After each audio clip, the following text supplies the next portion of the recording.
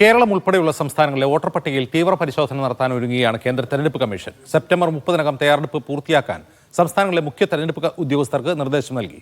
ബീഹാർ SIRമായി ബന്ധപ്പെട്ട ഹർജികൾ സുപ്രീംകോടതി പരിഗണിക്കുന്നതിനിടെയാണ് ഈ നടപടിയുമായി കമ്മീഷൻ മുന്നോട്ട് പോകുന്നത്.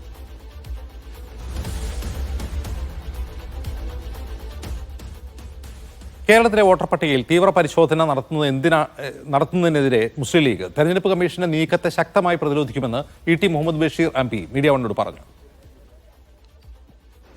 SIR മറ്റ് സ്ഥലങ്ങളിലേക്ക് കൂടി വ്യാപിപ്പിക്കാൻ വേണ്ടിയാണ്. എന്ന് പറഞ്ഞാൽ ഇന്ത്യയിൽ ടോട്ടൽ കൊലാപ്സ് ഓഫ് ഡെമോക്രസി ആ ഒരു സ്വഭാവത്തിലേക്ക് പോവുകയാണ്.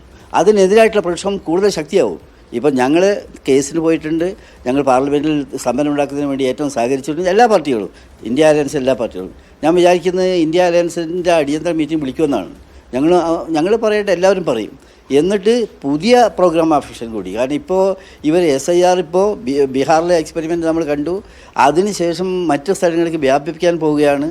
നമ്മുടെ സ്ട്രാറ്റജി എന്താണ് എന്ന് ഗൗരവമായിട്ട് ആലോചിച്ച് ഇന്ത്യയിലാകെ ആളിപ്പടരുന്ന പ്രക്ഷോഭമായിട്ട് അതിന് ഉയർത്തിക്കൊണ്ടുവരേണ്ട അനിവാര്യമാണ്. അല്ലെങ്കിൽ നാട്ടിൽ രക്ഷയില്ല എന്നുള്ള സ്വഭാവത്തിലേക്ക് കാര്യങ്ങൾ പോവുകയാണ്. ഇലക്ഷൻ കമ്മീഷൻ കക്ഷിയേരിയാണ്. ഈ എല്ലാ അഴിമതിക്കും അവർ കൂട്ടുനിന്ന് കൊടുക്കുകയാണ്. ആ സാഹചര്യത്തിൽ കേരളത്തിലാവട്ടെ ഇന്ത്യയിൽ എവിടെയായിരുന്നാലും സത്യസന്ധമായിട്ടുള്ള സംഗതി ഉണ്ടാവണം. ട്രസ്റ്റ് വർത്തിനെസ് എന്ന് പറയുന്നത് ഈ ഇലക്ഷൻ കമ്മീഷൻ്റെ മൗലികമായ സിദ്ധാന്തമാണ്. ആ ട്രസ്റ്റ് വർത്തിനെസ്സാണ് തകർന്നുകൊണ്ടിരിക്കുന്നത്. അതുകൊണ്ട് പ്രക്ഷോഭത്തിൽ എല്ലാവരും യോജിച്ച് നിൽക്കും. യഥാർത്ഥത്തിൽ മറ്റുള്ളവർക്ക് കൂടി ഇതിൽ യോജിക്കാൻ കഴിയേണ്ട കാര്യമാണ്. ഇന്ത്യ ആകെ, പക്ഷേ BJPയുടെ ദാസ്യവേല ചെയ്യുന്ന ആളുകൾക്ക് അത് ഇത്രയായിട്ടും മനസ്സിലായിട്ടില്ലെങ്കിൽ അവർ കാലം മനസ്സിലാക്കും. പക്ഷേ ഇന്ത്യ ജനാധിപത്യം തകരാൻ ഒരിക്കലും മൗനാനുവാദം കൊടുക്കില്ല. സാധിക്കുന്ന പ്രക്ഷോഭം എന്തൊക്കെയാണോ ആ പ്രക്ഷോഭം ശക്തമായി ഇന്ത്യയിൽ ഉരുത്തിരിഞ്ഞു വരുമെന്ന കാര്യത്തിൽ ഒരു സംശയം വേണ്ട.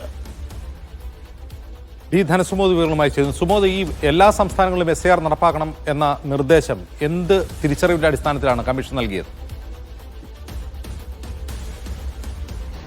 ഇപ്പോൾ ET മുഹമ്മദ് ബഷീർ നമ്മോട് പറഞ്ഞിരിക്കുന്നത് ഈ ബീഹാറിൽ നടത്തിയ SIR തെറ്റാണെന്ന് ഇതിനകം തന്നെ തെളിയിച്ചിരിക്കുകയാണ്. പക്ഷേ മറ്റ് സംസ്ഥാനങ്ങളിലേക്കും ഈ തെറ്റ് പടർത്താൻ വേണ്ടിയുള്ള ഒരു ശ്രമമാണ് നടത്തുന്നത്. അതിനർത്ഥം ഇത് പൂർണ്ണമായ ഒരു തകർച്ചയാണ് ലക്ഷ്യമിടുന്നതെന്നാണ്. കാര്യം നേരത്തെ ഒരു മാസം മാത്രമാണ് ഇത്തരത്തിലുള്ള വോട്ടർ പട്ടിക ശുദ്ധീകരിക്കാൻ വേണ്ടിയുള്ള ഒരു മാസം എന്നാണ് ഈ SIR തെരഞ്ഞെടുപ്പ് കമ്മീഷൻ പറഞ്ഞിരുന്നത്. മാത്രമല്ല, ഇതിനെതിരെ നിരവധി ഹർജികളാണ് സുപ്രീം കോടതിയിൽ വന്നിരുന്നത്.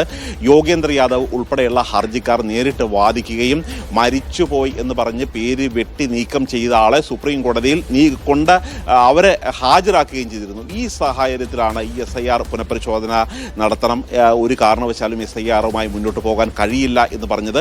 മാത്രമല്ല, ഓരോ വർഷവും ഇത്തരത്തിലുള്ള വോട്ടർ പട്ടികയിൽ ശുദ്ധീകരണം നടക്കാറുള്ളതാണ്.